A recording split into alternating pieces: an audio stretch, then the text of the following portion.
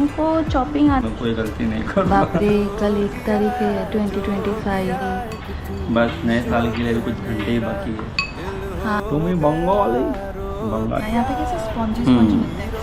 आज 31 इंजॉय कर रही हो तुम रसगुल्ला खा के पड़ेगा ना इसको हाँ, डिश हमें फटाफट करके बनाना है और फिर डांस करना है खाने। स्वीट पोटैटो हाँ ठीक है। ये है आलू और रतालू का थोड़ा सा पकड़ रहा है। मसाला जबरदस्त लगा।